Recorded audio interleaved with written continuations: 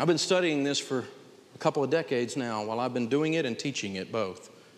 And literally millions and millions of families have tried these ideas. So I'm starting to see trends because the numbers are so big now. I'm seeing things that are in common characteristics across these groups of people.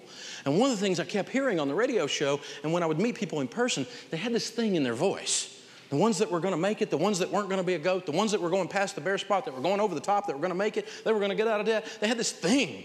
It's like an attitude. It's like, all right, what do I got to do? This is it. Do it, do it, do it, do it.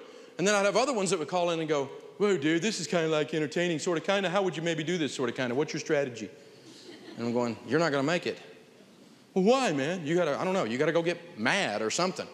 These other people got something going on that you know, we got to hit you or something to get you a little upset. You know what I'm saying? You got to get fired up about this somehow. If you're in debt, deliver yourself like the gazelle from the hand of the hunter, the bird from the hand of the fowler. This is how you get out of debt. The animal? An animal that runs fast. They run really weird. They've got horns and fur. African animal that can jump very high. They have antlers, right? It's like a small deer. Cheetahs like to eat them. And the truth is, that night I was scanning the channels. I was channel flipping, and I hit the Discovery Channel. And on the Discovery Channel were the gazelles. They were out there gazelling around. And I thought to myself, and I'm watching there a minute, and you know if it's the Discovery Channel that the gazelles aren't there by themselves. I mean, you know somebody else is around, right? I mean, Mr. Cheetah is there looking for lunch. And the gazelles, you know, they have a little cheetah detector right behind their ear, and they see the cheetah, they go, uh-oh, cheetah! Run! And I'm thinking, whoa, this is how you get out of debt. It's like life or death. You got to bust it, man. You got to run like you're on fire. The way you get out of debt is you go, go, go, go, go. You're getting ready to be a gazelle burger. This is how you get out of debt. And you know, I'm watching this thing unfold, and I'm thinking, man, this guy's fast. And the Discovery Channel came on, and they said, you know, the cheetah is the fastest mammal on dry land. This bad boy can go from 0 to 47 miles an hour in 4 leaps. The fastest animal on dirt. And he's trying to eat the gazelle. This is how you get out of debt. You run! And look what he did. He picked out the little one. He got him a college student. Hey. Hey, come here.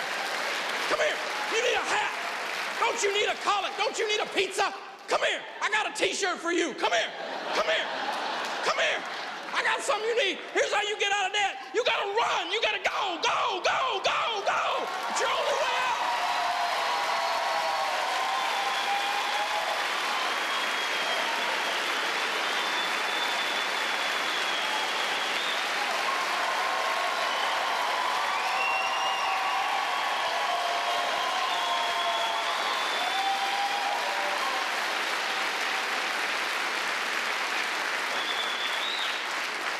Honey, you can wander into debt, but you can't wander out. You got to bust it. You got to get it in gear. You go into the football stadium and you're going crazy for your football team. Hey, here's an idea. Put that kind of passion and enthusiasm into your family, into your destiny, into where you're supposed to be financially. Go get rid of some stuff. Get your life back.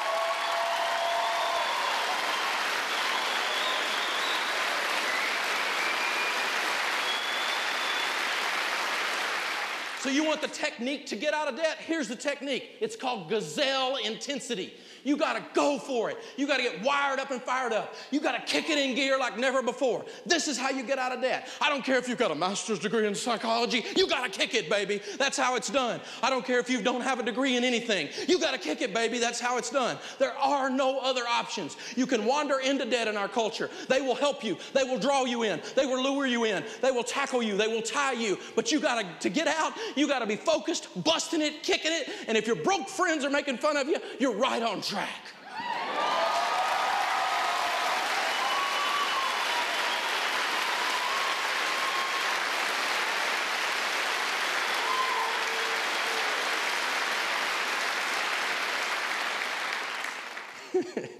You know how long we had to look for a video clip where the gazelle got away?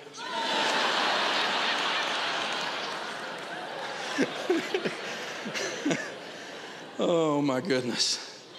And see, what ends up happening here is when you start pulling these things apart, when you make the decision to bust into this subject, it turns the whole thing around, and eventually you will get to chase the cheetah.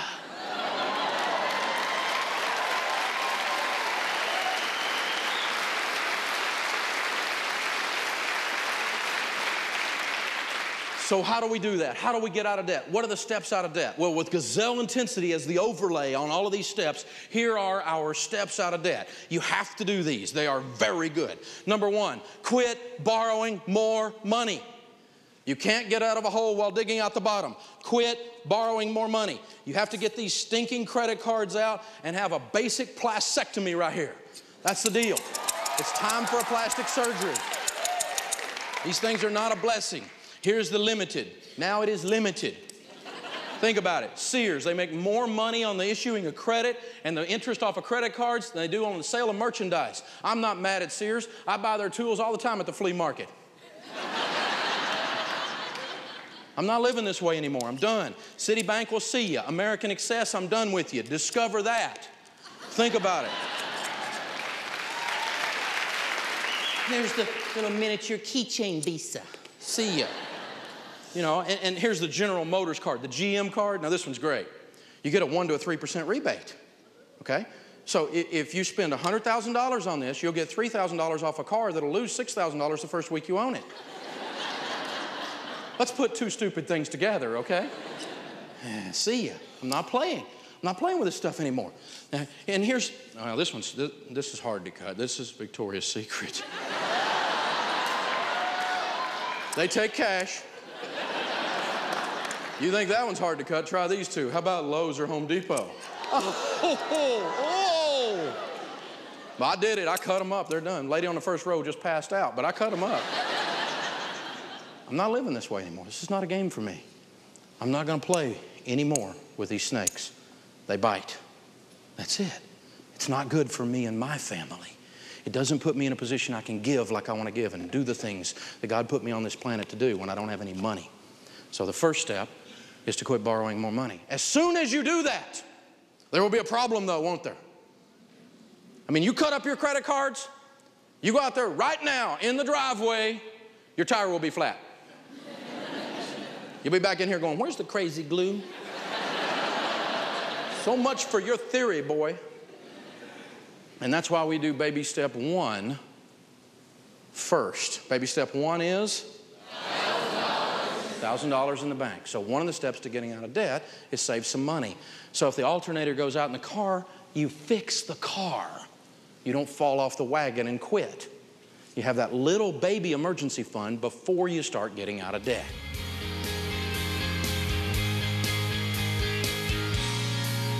Having an emergency fund is important because you just never know what life may throw at you, and you need to be ready. An emergency fund is just that, dollars available to you in the event something unforeseen occurs, like a job loss, heaven forbid, you lose your job, there's an illness or an accident, etc. You've got an emergency fund to fall back on to keep you afloat while you're recovering from whatever may have occurred. Next one is sell something. Sell so much stuff the kids think they're next. Bust it. Name the dog eBay. Everything that is not tied down with the possible exception of your house may need a good selling. Look at it and go, you know, do I want that more than I want to be out of debt? Let's book, let's kick this thing. You can always get you some more stuff later when you got some money. Sell something. A part-time job or some overtime. My grandmother used to say there's a great place to go when you're broke. To work. I have these people call me up. I think I'm bankrupt. I don't think I'm going to make it.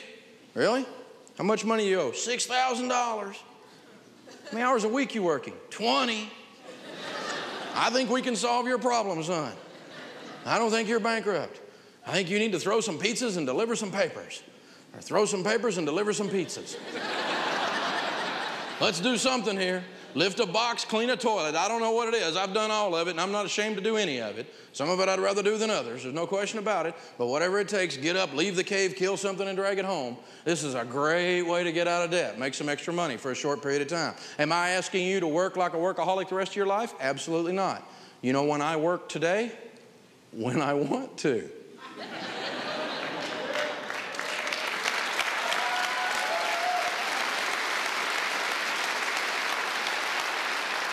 Because see, if you work like no one else, later you get to work like no one else. Oh, Oh, I'm seeing a pattern here. So the last baby step is baby step 2, the debt snowball. Say debt snowball. Debt snowball. The debt snowball is a form in your workbook, in your forms section. Make plenty of copies, work it. You can go online and get a dynamic version of the debt snowball where it'll do it for you. The debt snowball is simply where you list your debts, smallest to largest, payoff balance, regardless of the interest rate. Well, Dave, wouldn't it be mathematically correct to list the highest interest rate and pay it off first? Yes, it would. But if we were doing math, we would not have credit card debt. This is about behavior modification. And so I want you to knock off that little debt so you get a quick yes, a quick return. That gazelle needs a quick meal when it starts running. Stop and get you a quick meal. One down, then you get another one down, and another one down. And every time you knock out one more, you get this sense of power, this sense that there's a destiny to this thing. You get those attaboys. That emotional roller coaster isn't a roller coaster anymore. It's heading downhill like a freight train. You're starting to win. You're starting to chug. You're starting to kick it. I had one lady there was a big mom in one of the FPU classes. She came in there. She took her debt snowball down to one of the copy stores, had it blown up and laminated, put it on her refrigerator, big red thing. And every time she'd draw a line through that, and she'd knock those debts out, and it was in the refrigerator, all in the kitchen, and where all the kids were. She'd walk in there every so often. The kids said she'd walk by the refrigerator and say, "You're going down." The kids are like, "Mom is losing it." See, it's motivating, isn't it? I'm getting traction here. There's a place to go with this. You knock off your smallest debt. When it's gone, you knock off the next one down. And every time you pay off one, you attack with every dollar you can squeeze out of the budget the next debt down. We're not doing 401ks at this point. We're not doing Roth IRAs at this point. If you are, stop it at this point. You're not saving for emergencies at this point. You've done baby step 1. Baby step 1 is? Now we're totally going to focus on that smallest debt until it's gone. When it's gone, we take the money we used to pay there and everything else we can squeeze out of that budget, and we attack the next one down. And that one's gone, we take the money there and everything else we can squeeze out of that budget, and we attack the next one down. So what we do is we take, in this example, JCPenney's is $150, the smallest debt. The payment's $15 a month. We're not going to worry about this one. We just pay it off out of the garage sale, right? Have a big garage sale, sell some stuff. Boom, that small debt's gone. Now we take that $15 that we used to pay and we add it to the $10 payment on Sears. And so now at least we're paying $25 on Sears. But really, if you're gazelle intense, you're going to be paying a lot more than that, aren't you? Say yes. Yes. Okay. But at least what you used to pay out in debts, you keep paying.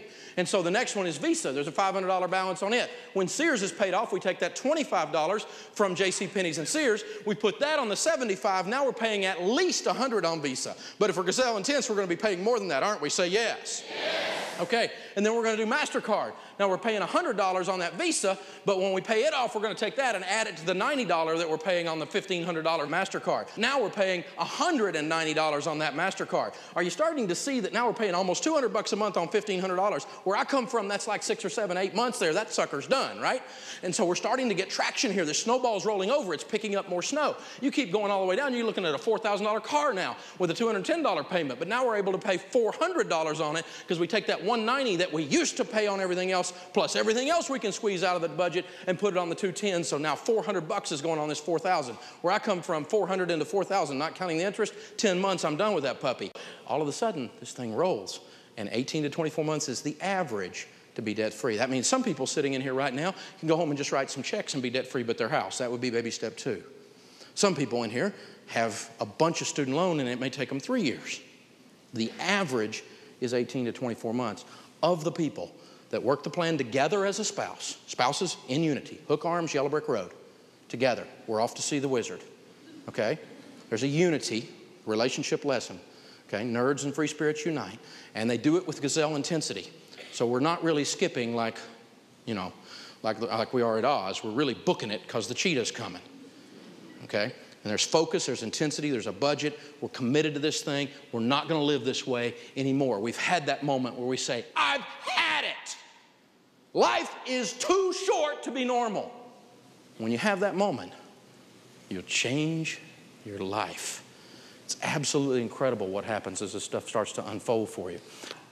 The other thing is, the baby steps are the whole process. That's baby step 1, 2, 3. Now, we're going to move on to baby step 4 in some of these other things. In some of these other lessons, that's going to be retirement and college and paying off the house later. But you're getting the idea that if you can get your income freed up, you can win with money. You've got to get out of debt. The borrower is truly slave to the lender. You will know that the most when you don't have any payments.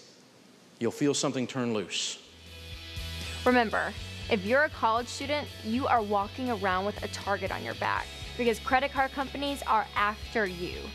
They know if they can get their card in your hand first, then you'll be brand loyal to them for the rest of your life. They don't care if you don't have a job or if you aren't able to pay it back each month because they are making lots of money off of you in interest. I'm here to tell you that you can go through college without student loans, credit cards, and car payments, but it's going to take some sacrifices. Being a college graduate with no debt is the most freeing feeling you can have. You have nothing holding you back, and you are free to do with your money as you please. Being in debt is normal for a college student, but you can be the generation that goes against the culture.